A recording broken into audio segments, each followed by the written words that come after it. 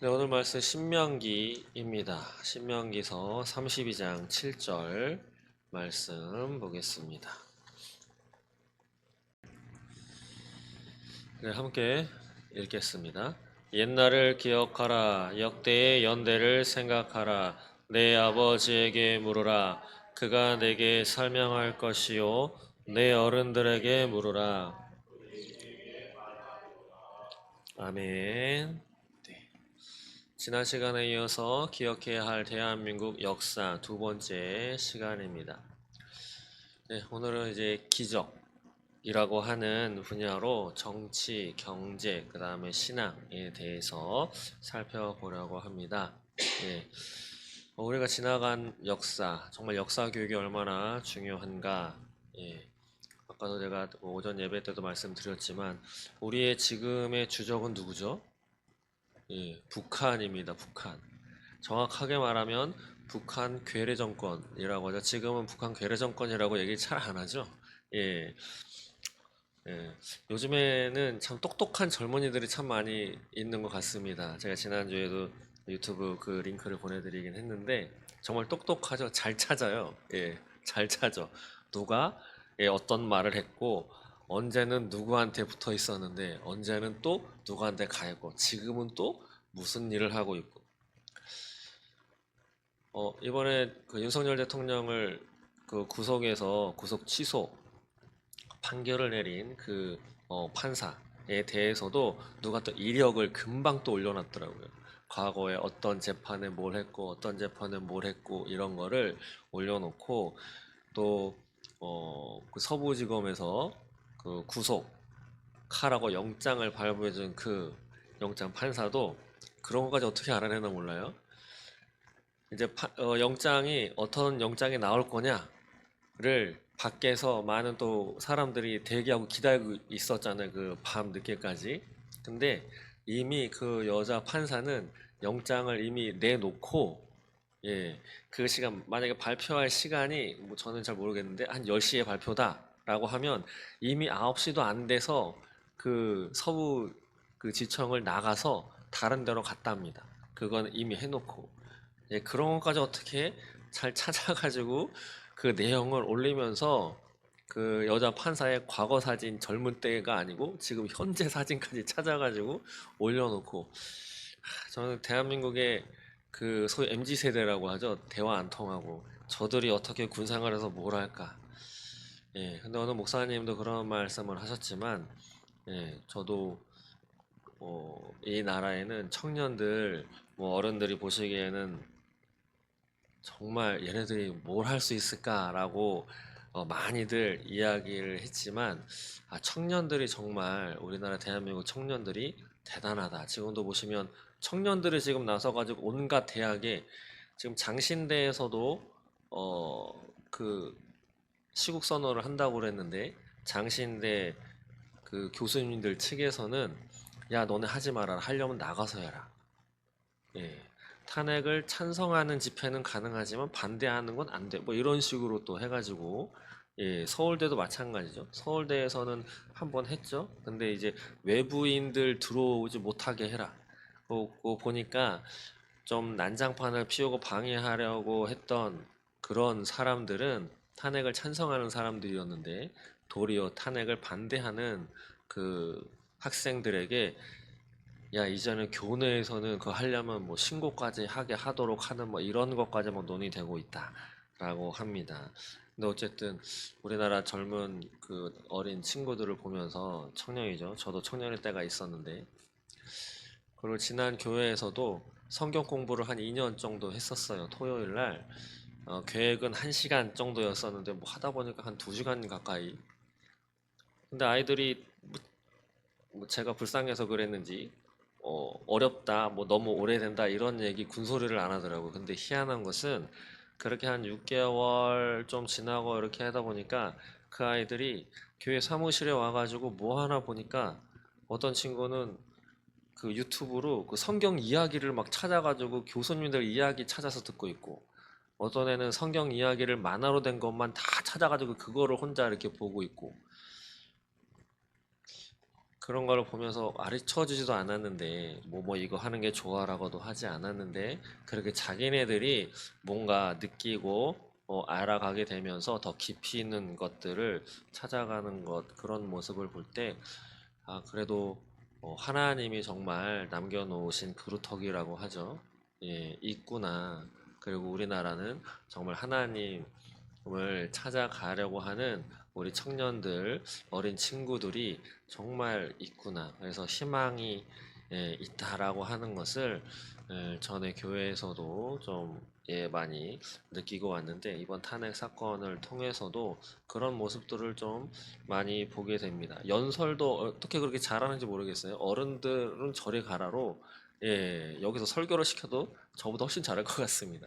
예, 정말 팩트로 다다다다다다 꿀리지 않고 정확하게 딱딱 얘기하는 이렇게 모습을 보는데 그러면서 아 정말 역사 교육을 잘 해야 되는구나라고도 느꼈지만 이 친구들이 자기네들도 다 찾았어요 역사를 쫙 찾아가지고 과거에 어떤 역사가 있었고 뭐가 있었고 누구는 뭐 했고 아무튼 정말 이 나라 아이들이 정말 똑똑하다라고 하는 것, 그 똑똑하는 것을 우리 어른들이 저도 이미 어른이 되었습니다. 우리 어른들이 우리 친구들에게 잘 또 모르는 것, 몰랐었던 것을 잘 배워서 잘 지도하고 알려주는 역할을 나부터 더 해야 되겠다라는 생각을 참 많이 하게 됩니다.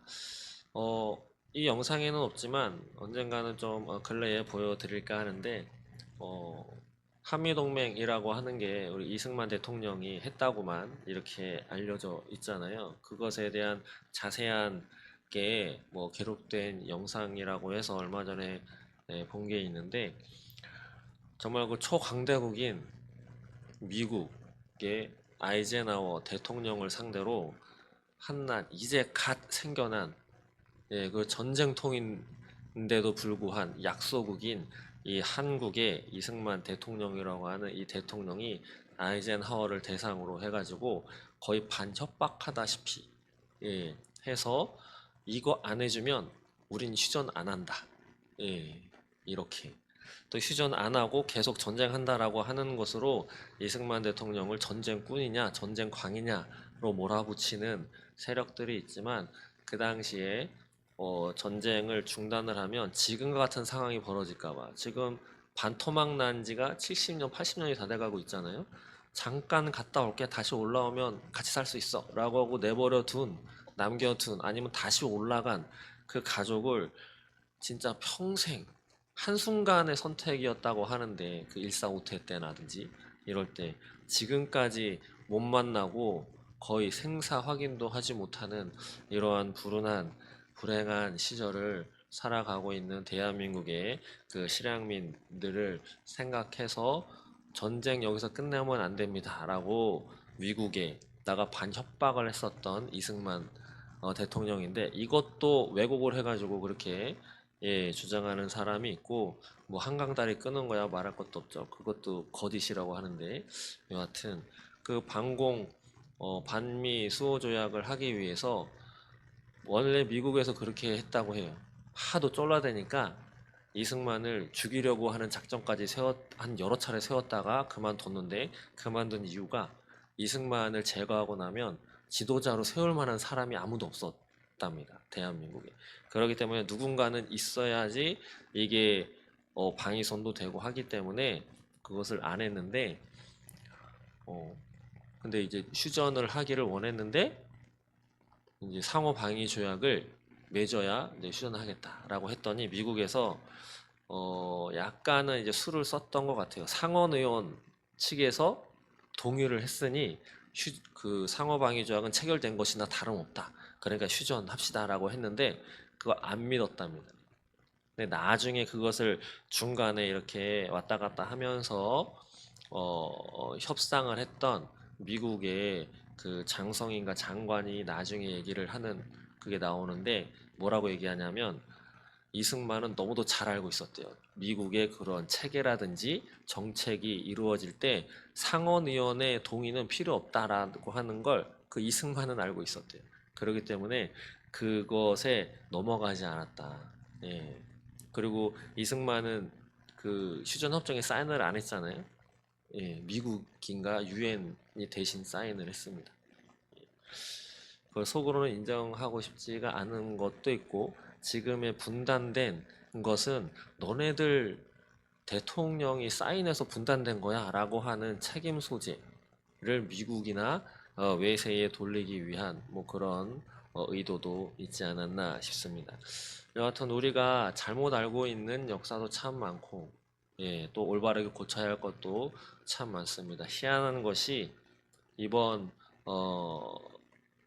지금의 시기를 지나면서 저는 중국의 동북공정이나 아니면은 일본의 그 식민 지배하면서 많이 역사 왜곡을 했잖아요. 뭐 임나 일본 문설이라든지라고 하면서 많이 했는데, 그뿐 아니라 우리 대한민국 안에서조차 우리의 역사를 왜곡하고 숨기고 막 이렇게 하고 있구나라고 하는 것을 좀 더 알게 되었습니다.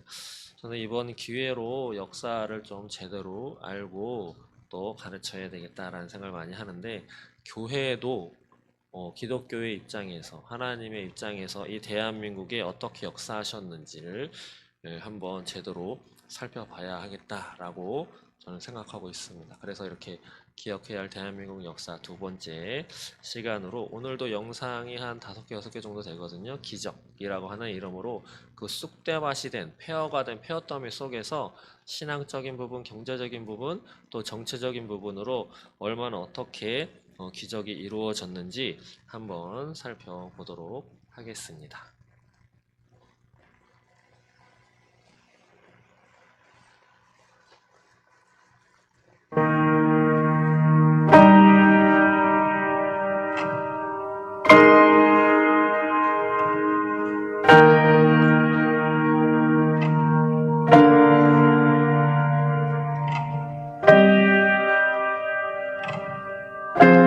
충청남도 보령에서 촬영된 노비들의 모습입니다.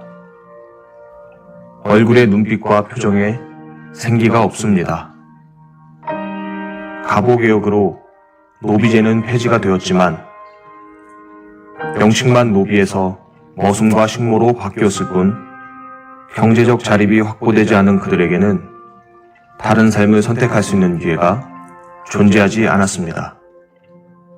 대한민국의 정치의 기적은 봉건사회로부터의 탈출 120년의 여정이었습니다.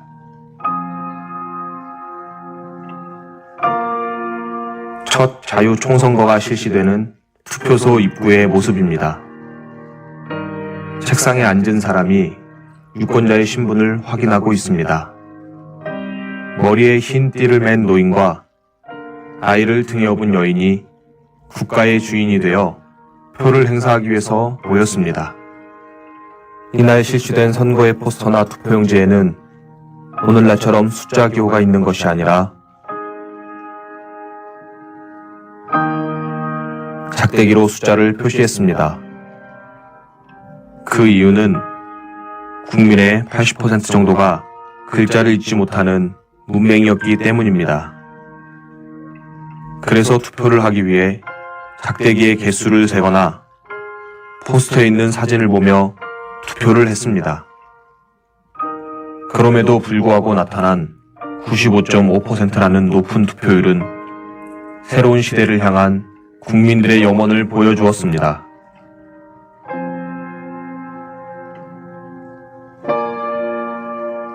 마을의 어머니들과 할머니가 모여 한글 독본을 읽으며 환하게 웃고 있습니다. 가슴속 숨겨두었던 배움의 열정을 대한민국에서 꺼내볼 수 있게 되었습니다. 그렇게 해방 직후 80%에 이르는 문맹률을 1958년도에는 4%까지 끌어내리게 됩니다. 광장의 혁명만으로 정치의 민주화를 완전히 이룰 수는 없습니다. 먼저는 국민이 스스로의 권리와 능력을 알 만큼 배우고 똑똑해져야 하며, 또한 먹고 사는 생존의 문제를 국가에 의탁하지 않아도 될 만큼 국민 개개인의 경제적인 능력이 담보되어야만 했습니다. 대한민국의 초대 대통령은 민주국가 건설의 발목을 잡는 이 두 가지 문제의 근본적 해결을 위해 전 국민의 의무교육을 시행하는 교육개혁과 국가의 경제구조와 시스템을 리셋시키는 토지개혁을 단행했습니다.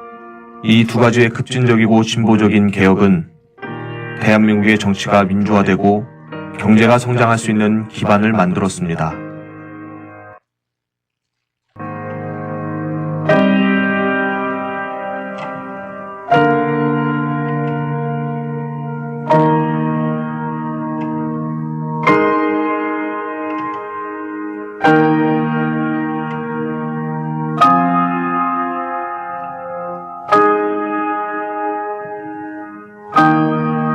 뜨거운 뙤약볕 아래에서 두 농부가 길을 걷고 있습니다.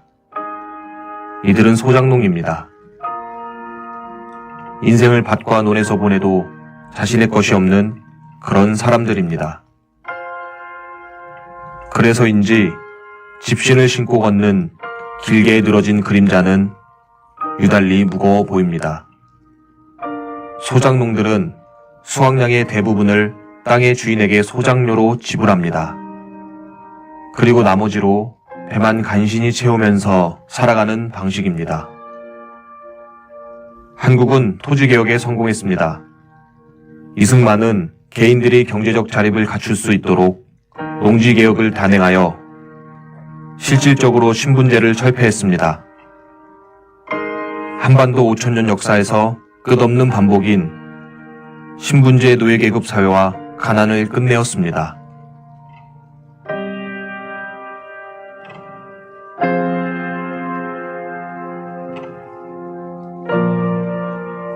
첩든 남편, 나라 망친다.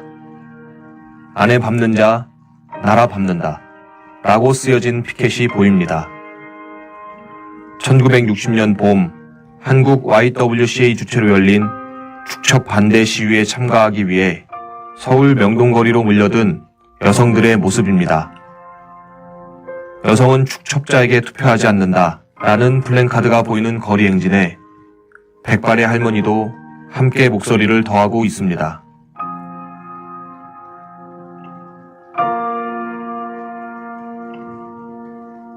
무수하게 많은 종이에 여러 글씨가 적혀 있습니다. 사진은 1983년에 있었던 KBS 1천만 이상 가족 찾기 캠페인의 현장입니다. 잃어버린 가족을 찾기 위한 간절한 글자들이 수없이 붙어 있습니다.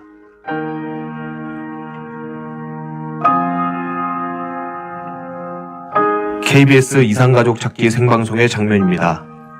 서로의 대화 가운데 의심이 확신이 되는 순간, 얼굴을 알아보지 못할 만큼 오래 지나온 세월이지만 내가 그토록 찾던 그 사람임이 확인되는 순간의 모습입니다. 못다 이룬 정치의 기적이 있습니다. 건국자들과 선각자들이 심었지만 자라지 못한 절반의 씨앗이 북쪽에 남아 있습니다.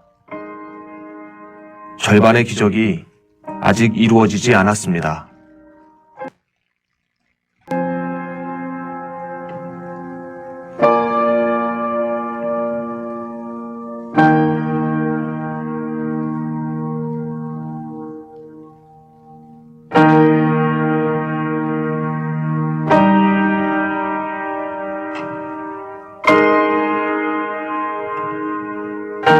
한 노인이 두 손을 모으고 기도하고 있습니다.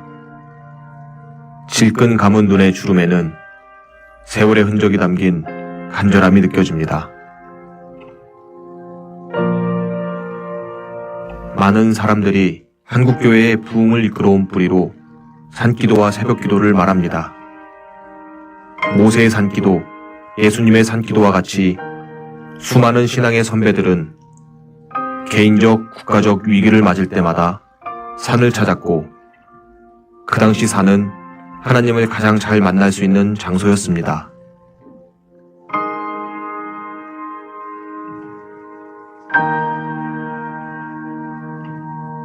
구름대 같은 사람들이 광장을 가득 채우고 있습니다.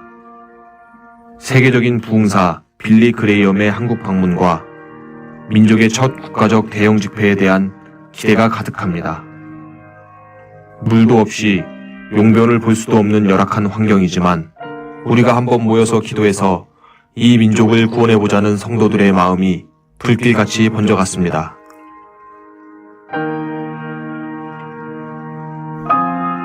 집회가 시작되기 한참 전부터 사람들로 가득 찬 광장은 축제 분위기였습니다.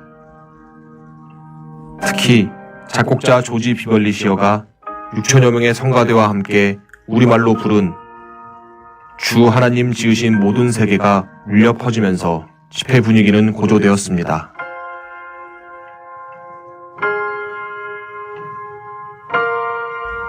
박정희 대통령과 악수하는 빌리 그레이엄 목사입니다. 그는 한국교회의 인사였을 뿐 아니라 한국 전쟁에 영향을 끼친 국가적 인사였습니다.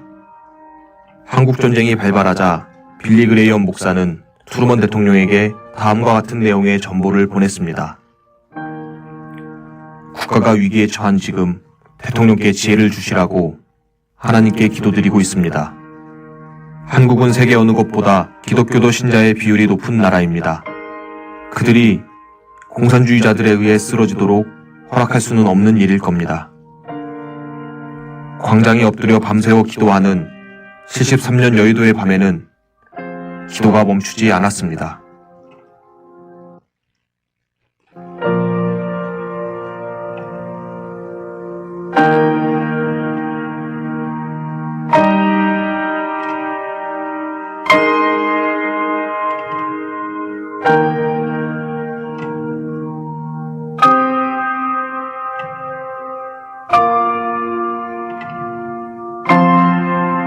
다시 한번 민족사에 남을 만한 국가적 집회가 있었습니다.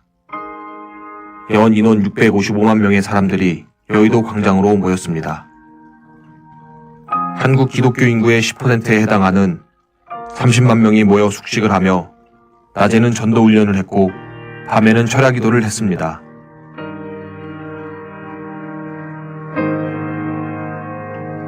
그날은 많은 비가 내렸습니다. 쏟아지는 비에 텐트촌이 물에 잠기기 시작했습니다. 폭우가 쏟아지는 15일 밤에는 무려 100만 명이 넘는 참석자들이 빗속에 무릎을 꿇고 기도했습니다. 빗소리와 뒤섞인 기도소리는 장엄한 기류를 남겼습니다.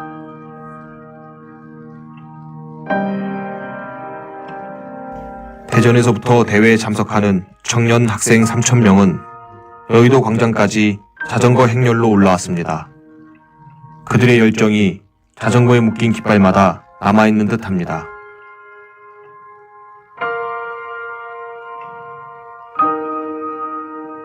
(30만 명의 밥을 한꺼번에 짓는다는 것은 불가능한 이야기나 마찬가지였습니다.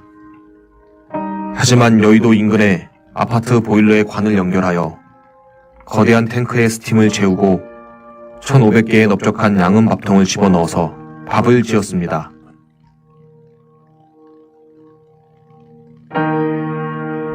식수는 수돗물로 대신하고 반찬은 새우젓과 단무지가 전부였지만 서로 물을 떠주며 마시는 모습이 그들의 하얀 옷만큼이나 눈부셨습니다.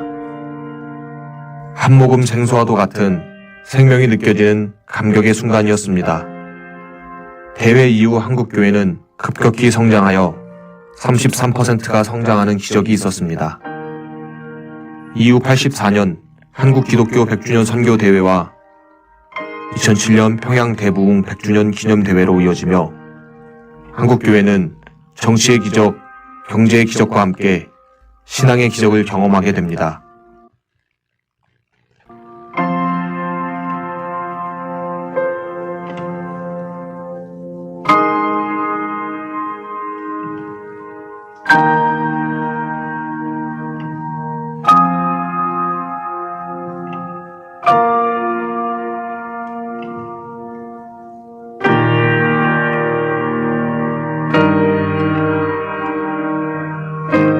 한국 건설 근로자들의 모습이 담긴 사진입니다.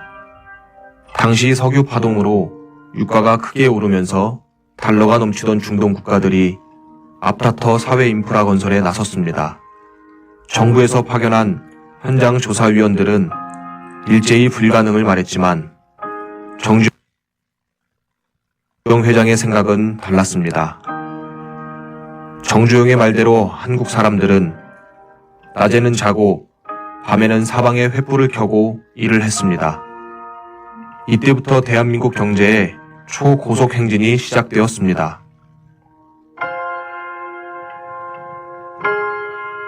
대한민국의 기적 조각이 바다 위에 떠 있습니다. 황무지나 다름없던 울산의 백사장에 세계 최대 규모의 조선소를 건설했습니다. 당시 대한민국의 조선공업은 영세하기 이를 데 없었습니다. 경험도 숙련된 기술자도 전혀 없었습니다. 하지만 정주영은 달리 생각했습니다. 조선소를 짓기도 전에 배를 먼저 팔아야겠다고 생각합니다. 조선소가 지어질 곳의 지도와 백사장 사진을 들고서는 배를 먼저 사주면 그 증명을 가지고 돈을 빌려서 조선소를 짓고 배를 만들어서 당신에게 주겠다는 겁니다. 이런 거짓말 같은 일이 실제로 일어났고 현대중공업은 세계 조선업계 1위로 올라서게 됩니다.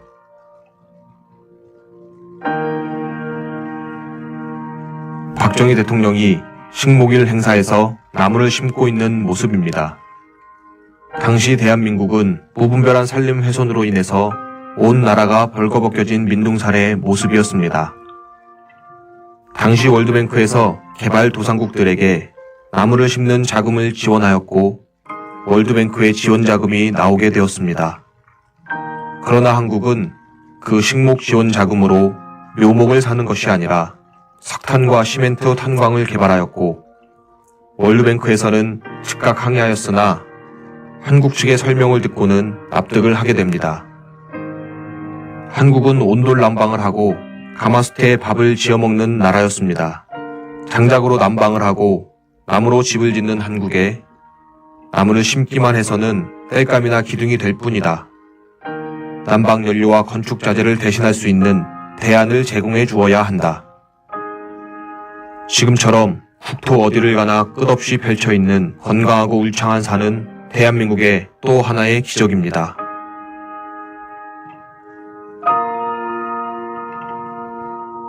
경부고속도로의 건설은 모든 이들의 반대를 무릅쓰고 진행된 쉽지 않은 결정이었습니다. 그러나 박정희 대통령은 독일을 방문했을 당시 확신했습니다. 독일의 라인강의 기적은 아우토반 고속도로부터 시작되었다는 것을 말입니다. 그렇게 박정희 대통령은 경부고속도로의 건설을 강하게 추진했습니다.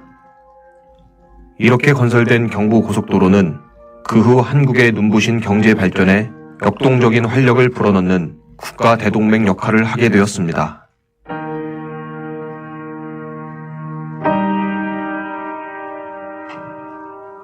포항제철 건립 과정에 난관을 맞이한 설비 담당자는 기적이 일어나지 않는 한 기일 내에 공사를 마칠 수 없다는 보고를 하게 됩니다. 이에 박태준 회장은 근로자들을 모아놓고 이같이 말했습니다.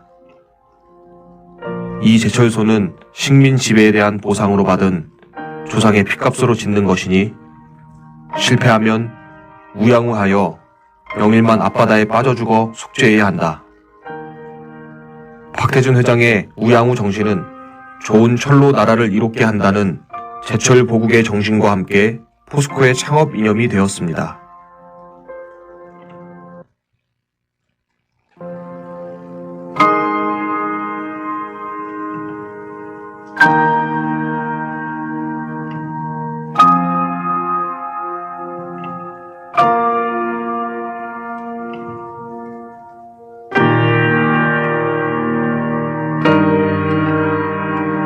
세계 최빈국에서 한강의 기적을 이룬 대한민국. 그 배경에는 지구촌이 기술과 인력을 필요로 할 때마다 서독으로, 베트남으로 또 중동으로 떠난 청춘들이 있었습니다. 한국 정부는 서독의 광부와 간호사를 파견하여 일자리 문제 해소와 외화 확보 문제를 해결하고자 하게 됩니다. 낯선 땅 서독에 도착한 그들에게 주어진 일은 지하 1000m 35도 이상인 갱도에서 광석을 캐는 고된 노동과 죽은 사람의 시신을 닦는 일 등 고된 일이었습니다. 최소한의 생활비만을 남기고 모든 돈을 고국의 가족들을 위해 송금하는 파독의 노동자들. 힘들게 고생하는 광부들과 간호사들의 희생이 대한민국 경제 기적의 바탕이 되었습니다.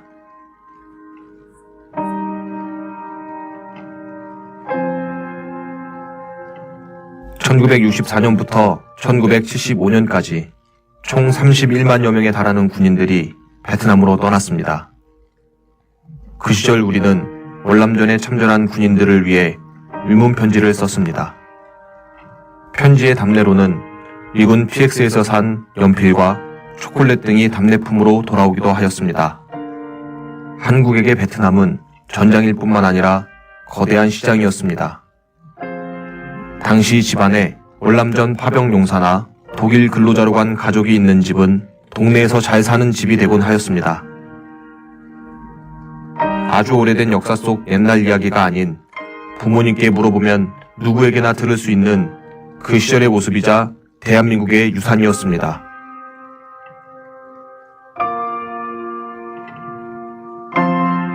(1997년) 대한민국에 IMF가 찾아옵니다. 국가의 부도 위기가 초래되었습니다. 온 국가의 집집마다 결혼 패물과 아이 돌반지 등 금을 모았던 금 모으기 운동은 전 세계사적인 사건이었습니다. 대한민국의 부채를 갚기 위해 나라를 사랑하는 사람들은 자신의 것을 내어놓았습니다. 금을 그대로 가지고 있었다면 크게 가치가 뛰어올랐을 것이지만 이 희생을 통해 예정보다 3년이나 앞당겨진 2001년 8월 외환위기를 극복하게 됩니다.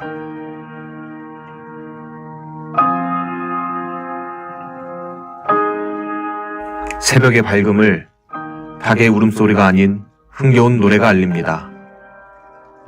도시와 시골 할 것 없이 새벽에 노래가 나오면 사람들이 모여듭니다. 오랜 봉건국가 안에서 노력해도 얻을 수 있는 것이 없는 계급 사회 속에 길러진 민족적 의식은 게으름이었습니다. 새마을운동의 가장 큰 의의는 우리 농민들이 잘 살려는 의욕과 잘 살 수 있다는 자신감을 보인 일입니다. 잘 살아보자는 너무 단순하고도 본질적인 욕구를 이끌어내었습니다.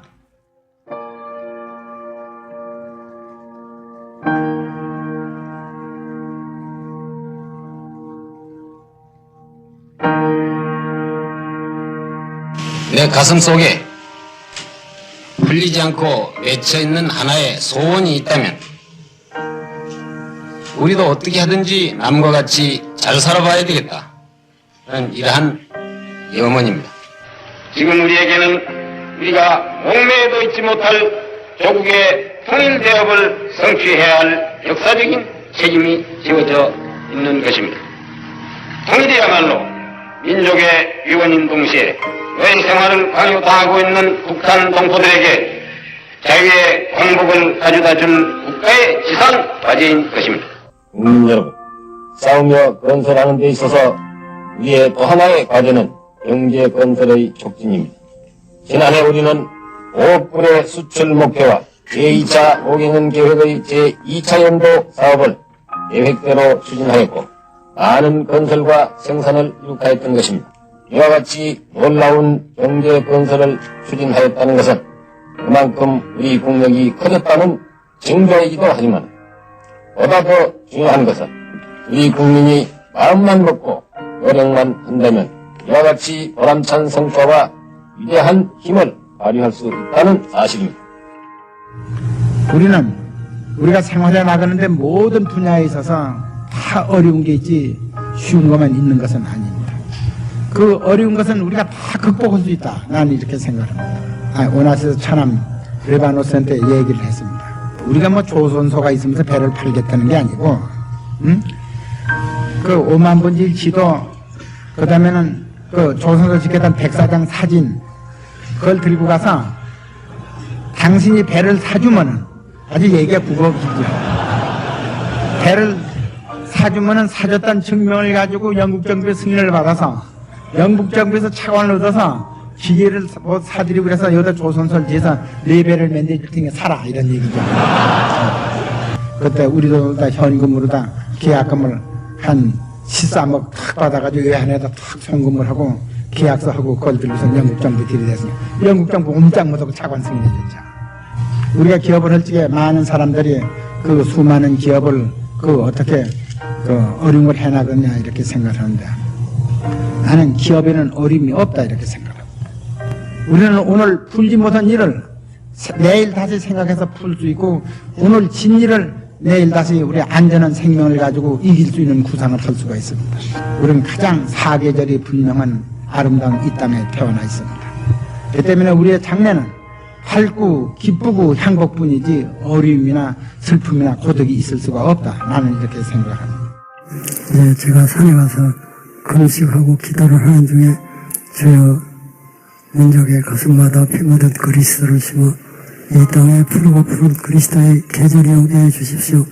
가정마다 이 집의 주인은 예수 그리스도라고 고백하게 해주십시오. 길에서 행상하는 할머니들이 성경 펴놓고 예수 믿으라고 말하게 해주십시오. 두 남녀가 데이트를 하면서도 예수님의 꽃이, 이야기 꽃이 피게 해주십시오. 두 마을 산골에서 우물가의 여인들이 모여서도 찬송하게 해주십시오. 학교에서는 아무의 강요도 없이 예수 그리스도의 이름으로 기도하고 공부하게 해주십시오. 국회의원들이 여기저기에서 회개하고 금식하고 기도하고 하나님 앞에 무릎 꿇는 국회가 되게 하시고 법을 제정을 할 때 주의 뜻인지 물어보게 하시고 신자들이 전부 합심해서 대통령이 옳게 당선이 되면 그가 무릎을 꿇은 후에 주여 나는 당신의 종의 종일 뿐 당신이 나의 대통령입니다. 이제는 주님에게 우리의 전 소망이 달려있어. 이제는 예수의 계절이 오면은 이 안티 기독교의 가을이 오게 됩니다. 거짓 기독교, 사이비 기독교, 적그리스도 이 세력이 어떤 형태라든지 소리바람에 파리가 다 없어지듯이 우리 주님의 계절이 오고 봄이 오면 다 없어지는 계절이 오도록 우리가 기도하십시다. 기도하십시다.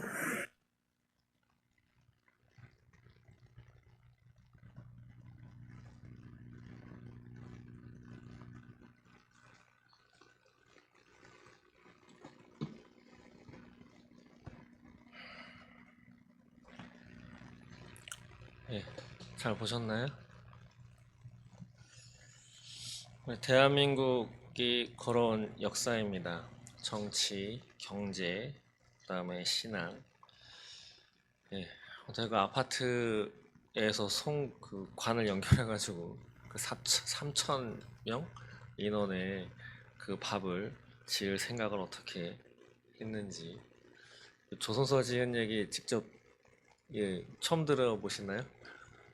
예, 저희가 처음 봐봤을 때, 야, 진짜 저렇게 설명한 그 정지현 회장도 대단하지만 저거를 듣고 착안을 해준 영국 정부나 저 배를 사겠다고 오케이를 한 그 회사도 참 대단하다라는 생각을 했는데 어쩌면 저렇게 정말 눈물 나는 시간들을 거쳐서 이 나라 대한민국이 여기까지 왔습니다. 마지막에 돌아가셨지만 김중곤 목사님께서 하셨던 기도, 그리스도의 계절이라고 하는 저 기도, 정말 걱정하셨던 것처럼 적그리스도, 이상한 세력들, 사이비, 거짓 기독교,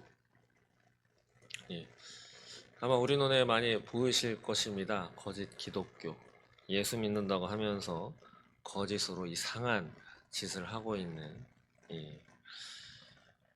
이것이 우리 선조들이 걸어온 길입니다.